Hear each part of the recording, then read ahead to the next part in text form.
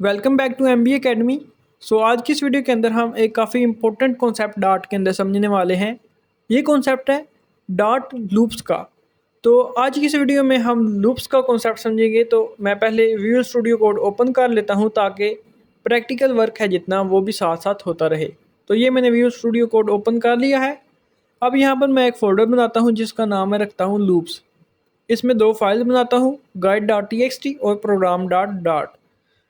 तो ये मेरे पास guide.txt ओपन है। अब इसके अंदर मैं डेफिनेशन लिखता हूँ। पहले हम डेफिनेशन देखेंगे, उसके बाद हम इसको साथ साथ समझेंगे। तो डॉट लूप्स क्या होते हैं? Dot loop is use to run a block of code repetitively for a given number of times.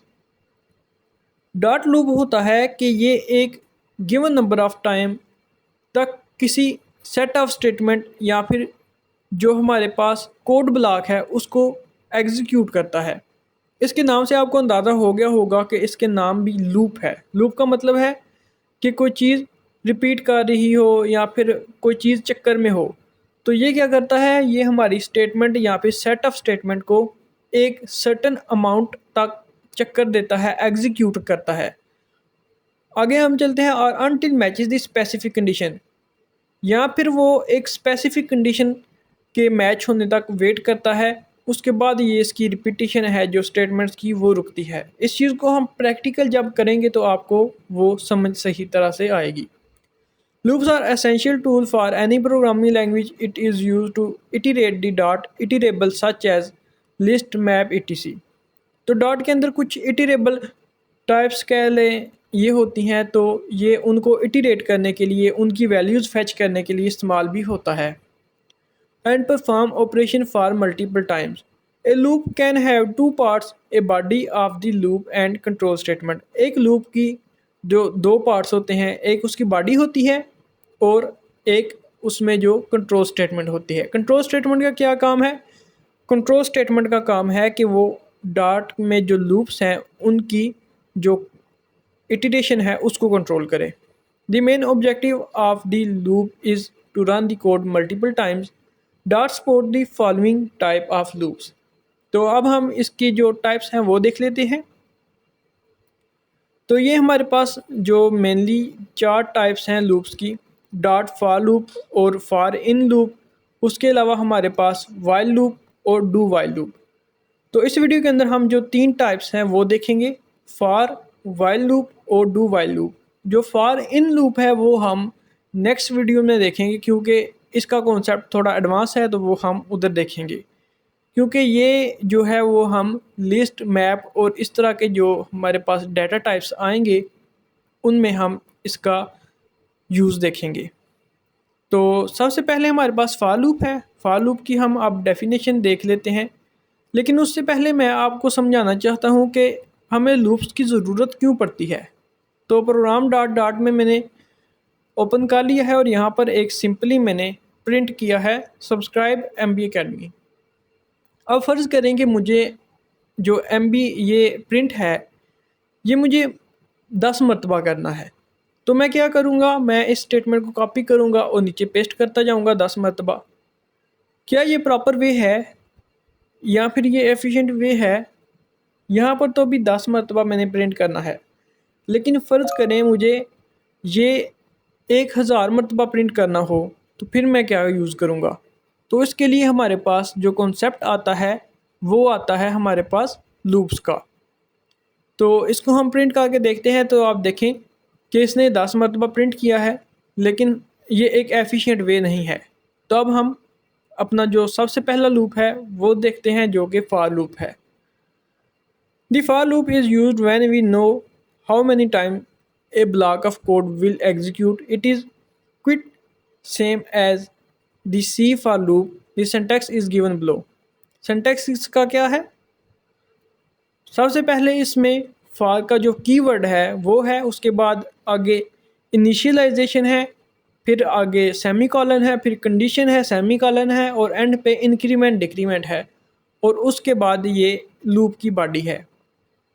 अब इस चीज़ का क्या मतलब है? सबसे पहले हम देखते हैं कि इनिशियलाइजेशन क्या है। इनिशियलाइजेशन आपको पता है कि जो फॉर लूप है ऊपर डेफिनेशन के मुताबिक ये उस वक्त यूज़ होता है जब हमें एक ब्लॉक ऑफ कोड को पता हो कि ये कितनी मरतबा हमने इसको प्रिंट करना है या उसको रन करना है। दी for loop is used when we know how many times a block of code will be executed। हमें पता हो, हमें क्लैरिटी हो कि एक ब्लॉक ऑफ कोड को कितनी मरतबा एग्जीक्यूट करना है, तो ये for loop उस वक्त इस्तेमाल होता है। अब यहाँ पर जो इनिशियलाइजेशन है ये क्या है? इनिशियलाइजेशन है, आपको पता है कि जब हम मिसाल के तौर पे मैं कहता हूँ कि ये जो ब्लॉक ऑफ कोड है मैंने 10 मरतबा एग्जीक्यूट करना है, तो 10 मरतबा के लिए मैं जो अपनी गिनती है वो कहाँ से शुरू करूँगा? 1 2 3 4 5 आगे 10 तक।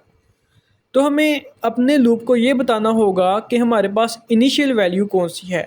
तो इनिशियलाइजेशन की जगह पर हम अपनी इनिशियल वैल्यू लिखते हैं, कंडीशन में हम वो कंडीशन लिखते हैं कि ये कंडीशन जब फॉल्स हो जाए, यानी कि ये कंडीशन जब अचीव हो जाए तो ये लूप ब्रेक हो जाए। आगे हमारे पास इंक्रीमेंट डिक्रीमेंट है, जो हमारी कंडीशन के अंदर वैल्यू है उसको इंक्रीज़ या डिक्रीज़ करती है अकॉर्डिंग टू हमारी लॉजिक। अब इसका हम एक प्रैक्टिकल देख लेते हैं, प्रोग्राम देख लेते हैं। तो ये मैं अब एक प्रोग्राम बनाता हूँ। प्रोग्राम डॉट के अंदर मैंने इसका कोड लिखा है। तो आप देख सकते हैं कि यहाँ पर सबसे पहले फॉर लूप जो हमारा शुरू हो रहा है, इसके आगे इनिशियलाइजेशन हो रही है। इनिशियलाइजेशन सिंपली जो हमने वेरिएबल की इनिशियलाइजेशन और डिक्लेरेशन पढ़ी थी ना, ये सिंपली वो वाली इनिशियलाइजेशन है। हमने अपना जो कंट्रोल स्टेटमेंट है उसको इनिशियलाइज कर लिया है, या फिर काउंटर लूप जो वेरिएबल है उसको मैंने इनिशियलाइज कर दिया है 1 के। आगे कंडीशन मैंने क्या लगाई है? आगे कंडीशन मैंने लगाई है कि जो नम है वो लेस देन इक्वल टू 10 रहे। फिर हमारे पास आगे इंक्रीमेंट हो रहा है। अब मैं आपको इसका फ़्लो दिखाता हूँ कि ये फ़्लो कैसे करेगा। सबसे पहले हमारे अब आप अपने कंपाइलर बन जाएं और इस जो प्रोग्राम को आप लाइन बाय लाइन एग्जीक्यूट करें। सबसे पहले आप मेन फंक्शन में आए, मेन फंक्शन के बाद आपने फॉर लूप देखा। फॉर लूप में आप सबसे पहले इनिशियलाइजेशन वाला जो पार्ट है उसमें गए। आपको पता लग गया कि वेरिएबल 1 पर इनिशियलाइज हो गया है, नम को हमने असाइन कर दिया है 1। उसके बाद आप कंडीशन पर गए। कंडीशन पर जब गए तो आपने ये चेक किया क्या 1 है जो वो 10 से छोटा है या इक्वल है। तो जब ये कंडीशन ट्रू होगी तो आप सीधा किधर आ गए? आप लूप की बॉडी में आ गए। आप आगे इंक्रीमेंट की तरफ नहीं गए, आप सीधा लूप की बॉडी के अंदर आ गए।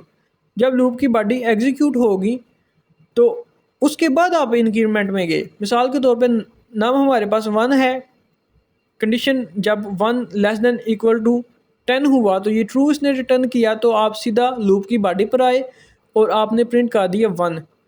आगे हमारे पास लूप की बॉडी ख़त्म हो गई तो आप किधर चले गए? ऊपर ही साथ जो नम प्लस प्लस हो रहा है, प्लस प्लस क्या है? यूनरी ऑपरेटर है जो हमारे नंबर में से एक इंक्रीज़ करता है। तो जब प्लस प्लस हो गया तो आप फिर किधर गए? आप फिर नम इक्वल टू 1 पर नहीं गए, आप फिर कंडीशन पर गए। अब आपकी वैल्यू पहले 1 थी, अब आपके पास वैल्यू क्या है? 2। फिर आपने 2 चेक की, 2 लेस देन इक्वल टू 10, फिर वो कंडीशन ट्रू है और फिर इसने प्रिंट की तरफ गया और फिर ये इंक्रीमेंट की तरफ गया। तो ये इसी तरह लूप सारा चलता जाएगा। तो अब हम इसको रन करके देख लेते हैं। तो आप देख सकते हैं कि 1 से लेकर 10 तक जो हमारे पास गिनती है वो लिखी हुई आ गई है। तो ये था हमारे पास फॉर लूप। अब हम अपने अगले लूप की तरफ चलते हैं जो कि है डॉट का वाइल लूप। तो the while loop executes a block of code until the given expression is false.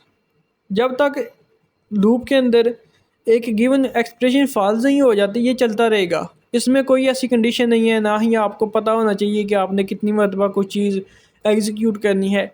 ये सिर्फ उस कंडीशन पर जो है निर्भर करता है। It is more beneficial when we don't know the number of execution. ये ज़्यादा उस वक्त बेनिफिशियल होता है जब हमें पता नहीं होता कि नंबर ऑफ़ एग्जीक्यूशन कितनी करनी है। फॉर लूप में तो आपको बताया था कि आपको क्लियर होना चाहिए क्योंकि आपने पहले इनिशियलाइजेशन करनी है जिससे आपने इनिशियल पॉइंट सेट करना है, और उसके बाद कंडीशन करनी है जिससे आपने फाइनल पॉइंट सेट करना है कि ये इनिशियल स्टार्ट यहाँ पर हो और एंड यहाँ पर हो। लेकिन यहाँ पर आपको नहीं पता, यहाँ पर आपको जो व्हाइल लूप में कंडीशन है उसको ही, उसके मुताबिक ही आपने देखना है कि इसके कितनी मरतबा प्रिंट करना है। This syntax is given below, मैंने सिंटैक्स देखा है तो आप देख लें। व्हाइल कंडीशन और आगे बॉडी, सिंपली व्हाइल कीवर्ड है, आगे कंडीशन है। जिस तरह इफ़ कीवर्ड था, आगे कंडीशन थी और आगे बॉडी थी, इसी तरह व्हाइल एक हमारे पास कीवर्ड है, आगे कंडीशन है और आगे बॉडी है। तो ये कंडीशन जब तक ट्रू रहेगी ये बॉडी उस वक्त तक प्रिंट होती रहेगी। तो चलिए अब हम देख लेते हैं program. Program one dot dot के अंदर मैंने एक प्रोग्राम लिखा है जिसमें मैंने सबसे पहले एक वेरिएबल इनिशियलाइज किया है, वेरिएबल a इक्वल टू 1। दूसरा मैंने variable max number equal to 10 लिखा है। अब वाइल है, वाइल में a less than max num, एक 10 से छोटा है। ये बात सच है? जी हाँ, ये बात सच है। तो फिर क्या होगा, फिर ये लूप की बॉडी के अंदर चला जाएगा। लूप की बॉडी के अंदर जाएगा तो ये सबसे पहले इसके पास प्रिंट है, तो ये ए को प्रिंट करेगा जो कि 1 है। उसके बाद नीचे जाएगा तो ये फिर ए के अंदर एक इंक्रीमेंट कर देगा, ए इक्वल टू ए प्लस 1। अच्छा, ये जो लास्ट वाली स्टेटमेंट है ये लूप की कंट्रोल की स्टेटमेंट है। ये आपने लाजमी करना है। लूप्स के अंदर आपको ये अंदाज़ा होना चाहिए कि आप अपने लूप को कंट्रोल करने के लिए एक स्टेटमेंट ज़रूर लिखें जिसके इंक्रीज़ डिक्रीज़ या फिर उसके जितने प्रोसेस हैं उनमें जो कंडीशन है वो फॉल्स होनी चाहिए। तो अगर आप ऐसा नहीं करेंगे तो हमारे पास जो लूप है वो इन्फिनिटी तक पहुंच जाएगा और चलता जाएगा। तो आप देख सकते हैं कि इसने प्रिंट किया है 1 से लेके 9 तक। इसने 9 तक क्यों प्रिंट किया है? क्योंकि आप देखें कि फ़र्ज़ करें कि आप यहाँ पर आ गए हैं, आपका जो कंट्रोल है, आपका जो ए की वैल्यू है वो कितनी है? आपकी ए की वैल्यू है 8। जब 8 है आपकी ए की वैल्यू, तो इसने क्या किया, प्रिंट किया 8 और आगे ए प्लस 1, तो 9 हो गया। 9 ऊपर गया, 9 छोटा है 10 से, फिर ट्रू हो गया। फिर इसने प्रिंट किया, फिर नीचे आया और ए इक्वल टू ए प्लस 1 किया, तो फिर क्या हो गया, 10 होगी ए की वैल्यू। जब 10 ए की वैल्यू हो गई तो ऊपर गया, जब 10 लेस देन 10 है तो ये कंडीशन फॉल्स होगी, तो इसने ये 10 प्रिंट नहीं किया। तो ये था हमारे पास वाइल लूप। अब हम अपने अगले लूप की तरफ चलते हैं जो कि है do while loop. The do while loop is similar to the while loop but only difference is that it execute the loop statement and then check the given condition. The syntax is given below. तो syntax आप देख सकते हैं। ये समझ लें कि जो while loop का उल्टा है। अगर while loop को उल्टा कर दिया जाए तो हमारे पास do while loop बन जाता है।